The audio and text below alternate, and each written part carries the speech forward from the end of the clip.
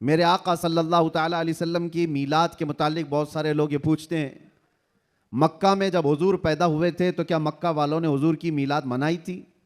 نہیں منائی تھی، تو پھر تم کیوں مناتے ہو؟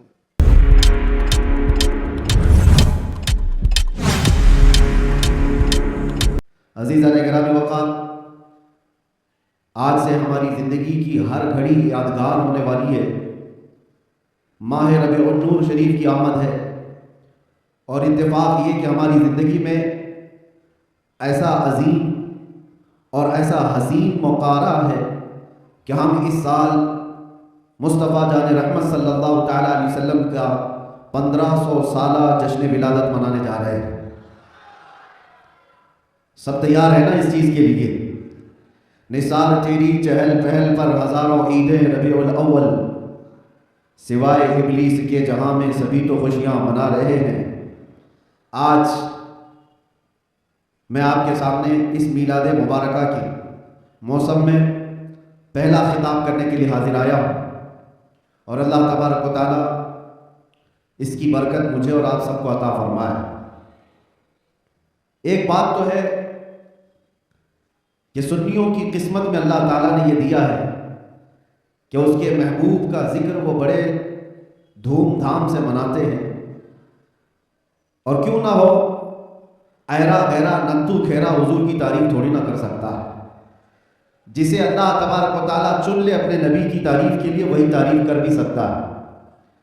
اور حضور پاک صلی اللہ تعالیٰ علیہ وسلم کے دربار کی تعریف کرنے کے لیے ایک بات یاد رکھو، ہمیشہ اس بات کا لحاظ ہونا چاہیے۔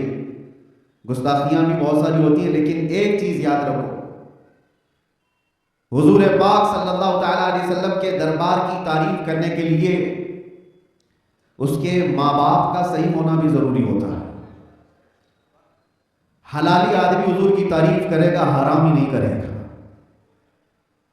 اور آپ سب کو اللہ تبارک و تعالیٰ نے یہ عزت بخشی ہے کہ آپ حضور کی میلاد کا بڑی بے قراری کے ساتھ انتظار کر رہے ہیں۔ تو حضور کے میلاد کی خوشی تو اپنی جگہ پر، لیکن آپ کے نسب کے صحیح ہونے کی بھی ایک علامت مل جاتی ہے۔ آپ صحیح نسب کے ہیں، اس لیے حضور پاک صلی اللہ علیہ وسلم کے دربار کی تعریف بھی کر رہے ہیں۔ عجیب اتفاق ہے، آپ دیکھتے نہیں ہیں لائٹ یہاں لگتی ہے، جلن کہیں اور ہوتی ہے۔ کیا کنیکشن ہے؟ اجالے کسی اور جگہ ہوتے ہیں، تکلیفیں کسی اور جگہ ہوتی ہیں۔ اس چیز کا آپ بالکل خیال نہ کریں۔ میرے آقا صلی اللہ تعالیٰ علیہ وسلم کی میلاد کے متعلق بہت سارے لوگ یہ پوچھتے ہیں، مکہ میں جب حضور پیدا ہوئے تھے تو کیا مکہ والوں نے حضور کی میلاد منائی تھی؟ نہیں منائی تھی، تو پھر تم کیوں مناتے ہو؟ جواب میں ہم یہ عرض کرتے ہیں، مکہ میں اس وقت صرف کافر ہی تھے، کافروں کے حق میں نہیں ہے یہ میلاد منانا۔ ہاں، حضور پاک صلی اللہ علیہ وسلم جب مدینے تشریف لے گئے تھے ہجرت کر کے، تو پھر دیکھو مدینے والوں نے کیسا شاندار استقبال کیا تھا۔ جب حضور اکرم صلی اللہ علیہ وسلم تشریف لائے تھے، گلی کوچوں سے نکلے ہوئے مدینہ طیبہ کے ہر گھر سے چھوٹی چھوٹی بچیاں بھی دف بجاتے ہوئے کیا یہ نہیں گنگناتی تھیں؟ طلع البدر علینا من ثنیات الوداع وجب الشکر علینا ما دعا للہ داعی۔ یہ کلمات آج بھی پوری دنیا میں گونج رہے ہیں۔ یہ کس کے کلمات ہیں؟ یہ مدینے والوں کے کلمات ہیں، جو اپنے آقا کی آمد کی خوشی میں گنگنائے تھے۔ اسی لیے اگر کوئی یہ کہتا ہے کہ مکہ والے حضور کی میلاد نہیں منائے تھے، تو ہم کہتے ہیں تجھے مکہ والے مبارک ہو، ہمیں مدینے والے مبارک ہیں۔ مدینے والوں نے تو حضور پاک صلی اللہ علیہ وسلم کی آمد کا شاندار استقبال کیا تھا، تو جس کی قسمت میں مکہ کے کافر آئے وہ جانے، ہماری قسمت میں مدینے کی محبت والے آئے، اللہ کا فضل و احسان ہے۔ اللہ کرے کہ آخری سانس تک مدینے والوں کی ابتدا کرتے ہوئے رہیں۔ عزیزان گرامی وقار، نبی آخر الزمان صلی اللہ تعالیٰ علیہ وسلم کی ولادت کی خوشی کیوں نہ ہو؟ مجھے حیرت ہوتی ہے، آج پوری دنیا میں سعودی سے لے کر دبئی ہو، بحرین ہو کہ قطر ہو، یا جتنے بھی بنام مسلمان ممالک ہیں، ان سب کے ہاں بھی یہ کلچر عام ہے، بادشاہ ہو کہ اس کا چور بیٹا ہو یا کسی اور کا ڈاکو بیٹا ہو، لیکن جس دن پیدا ہوتا ہے اس کا ہیپی برتھ ڈے تو بڑے دھوم دھام سے منایا جاتا ہے۔ اس وقت کوئی سوال نہیں ہوتا، کوئی اعتراض نہیں ہوتا، اور کہا یہ جاتا ہے کہ یہ تو ایک نارمل سی چیز ہے، کامن چیز ہے، سب جگہ ہو رہی ہے، اس کو ہم دین سمجھ کر کے نہیں مناتے، خوشی سمجھ کر کے مناتے ہیں۔ میرے عزیزو یہاں پر دین سمجھ کر کے نہیں مناتے، اپنے بچوں کے برتھڈے خوشی سمجھ کر کے مناتے ہیں. ساری خوشیاں میرے مصطفیٰ کے قدموں پر قربان. وہ جو نہ تھے تو کچھ نہ تھا، وہ جو نہ ہو تو کچھ نہ ہو، جان ہے وہ جہان کی اور جان ہے تو جہان ہے. اگر حضور پاک صلی اللہ تعالیٰ علیہ وسلم کے لیے تم یہ بات محسوس کرتے ہو کہ ہم اپنے بچوں کی خوشیاں سمجھ کر کے مناتے ہیں، نادانو ساری خوشیاں ایک طرف، میرے مصطفیٰ کے آنے کی خوشی ایک طرف. سبحان اللہ. بے شک اس بات کو ہمیشہ یاد رکھو. اللہ تعالیٰ نے قرآن پاک میں فرمایا، 7ویں پارے کی آیت ہے، عیسیٰ علیہ السلام کی دعا ہے. عیسیٰ علیہ السلام اللہ کی بارگاہ میں یہ دعا کر رہے تھے، ربنا انزل علینا مائدۃ من السماء تکون لنا عیدا لاولنا وآخرنا وآیۃ منک. عیسیٰ علیہ السلام نے کیا دعا کیا تھا پتہ ہے؟ اللہ کی بارگاہ میں دعا کیا ہے، اللہ آسمان سے ایک دسترخوان اتار دے میری امت کے لیے، جو خانے نعمت ہو جس میں جنت کے کھانے ہو. اور ساتھ میں یہ لفظ قرآن پاک کا میں بتا رہا ہوں. عیسیٰ علیہ السلام یوں کہتے ہیں کہ اے اللہ جس دن یہ دسترخوان اترے گا وہ دن ہمارے اگلوں اور پچھلوں کے لیے عید کا دن ہوگا. وہ دن ہمارے اگلوں اور پچھلوں کے لیے کیا ہوگا؟ عید کا دن ہوگا. تکون لنا عیدا لاولنا وآخرنا. قرآن پاک میں سورہ مائدہ کی آخری آیتوں میں سے توجہ. عیسیٰ علیہ السلام یہ کہتے ہیں جس دن آسمان سے دسترخوان اترے گا وہ دن ہم سب کے لیے عید کا ہو جائے گا، ہمارے لیے بھی، ہمارے اگلوں اور پچھلوں کے لیے بھی. تو آپ اندازہ کرو دسترخوان جس دن اتر جائے وہ عید کا دن ہو سکتا ہے، تو جس کے صدقے میں پوری کائنات کو دسترخوان ملتا ہے وہ جس دن آئے وہ عید کا دن کیوں نہیں ہو سکتا؟ سبحان اللہ. سبحان اللہ. وہ دن کیوں نہیں ہو سکتا؟ اسی لیے ہم اعلیٰ حضرت کیا کہتے ہیں، وہ جو نہ تھے تو کچھ نہ تھا. یہاں باندرا والے بہت شانت ہیں کیا؟ طاقت و قوت کے ساتھ، بیداری کے ساتھ ہیں کہ نہیں آپ لوگ؟ وہ جو نہ تھے تو کچھ نہ تھا، اور وہ جو نہ ہو تو کچھ نہ ہو. یاد رکھو میرے عزیزوں، حضور پاک صلی اللہ تعالیٰ علیہ وسلم کے صدقے میں یہ ساری چیزیں. اچھا ایک بہت اہم چیز میں آپ کو بتا رہا ہوں، یہ اس ربیع الاول شریف کے ابتدا کی پہلا خطاب ہے، میں آپ کے سامنے کر رہا ہوں.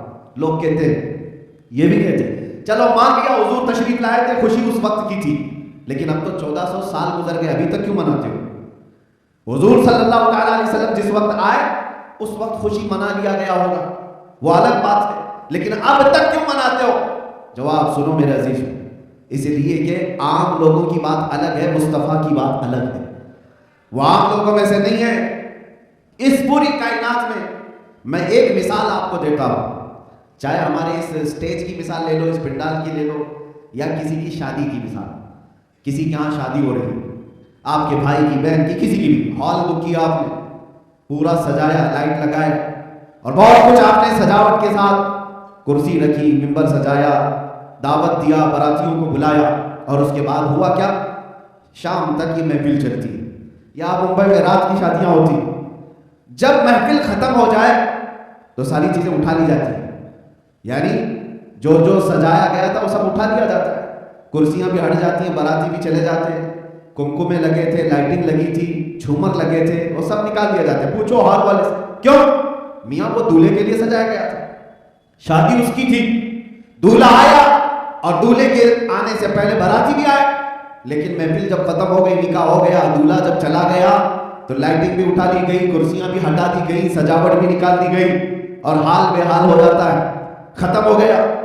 یہ ایک مثال دے رہا ہوں، دنیا میں ایک دستور ہے یا نہیں جس کے یہاں بھی شادی بیاہ وغیرہ کچھ ہو، جس کے لیے سجایا جاتا ہے، جب تک وہ بیٹھا ہے تب تک کی سجاوٹ ہے، اور دولہا جب چلا جائے تو سجاوٹ نہیں رہتی، نکال دی جاتی ہے. ایک دن زیادہ سے زیادہ دوسرے دن ہو سکتا ہے، پنڈال کے ہٹا دیے جاتے ہیں. یہ مثال ذہن میں رکھو اور پھر اس کائنات کو دیکھو.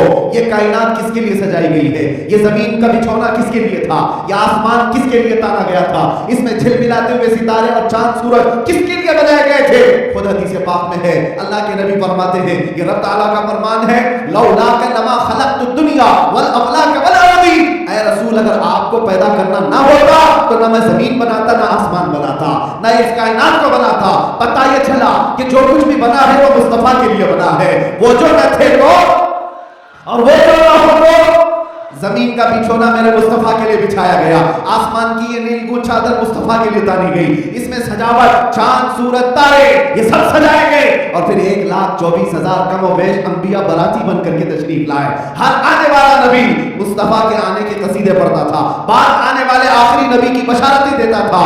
اب سنو میرے عزیزو, یہ درختوں کی سجاوٹ, یہ سمندروں کی لہریں, یہ ندیوں کی بہاریں اور جو کچھ بھی دنیا میں سجاوٹ ہے, پتا تو یہ چلا یہ مصطفیٰ کے لیے ہے, یہ حضور کے لیے سجایا گیا. انبیاء کی یہ بارات آئی 1,24,000 کم و بیش, وہ آخری نبی کے آنے کی بشارت سنانے کے لیے آتے رہے. بات تو ہے, سب کچھ بنا مصطفیٰ کے لیے. اب وہ کائنات کا دولہا آمنہ کی گود میں 12 ربیع الاول کو تشریف لاتا ہے. وہ کائنات کا آقا و مولا مکہ میں 53 سال گزارا, مدینہ طیبہ میں 10 سال گزارا.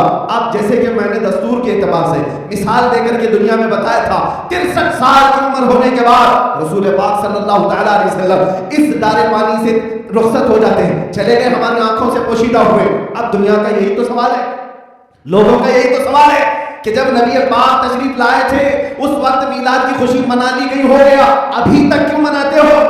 1400 سال گزر گئے, ابھی تک کیوں مناتے ہو؟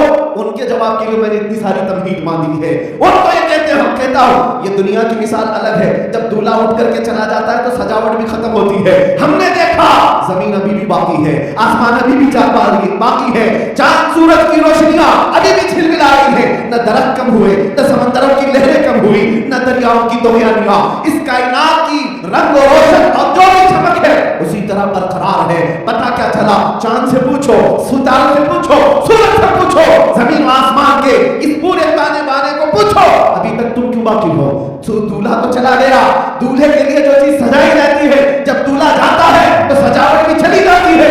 ان سے پوچھو ابھی تک تم کیوں باقی ہو. زمین بھی تمہیں تھپڑ مار کر کہے گی, آسمان بھی پکار کر کہے گا, نادان تو کیا سمجھتا ہے, اس رسول پاک کو چلے گئے نہیں گئے, تو زندہ ہے واللہ, تو زندہ ہے واللہ. تیری چشم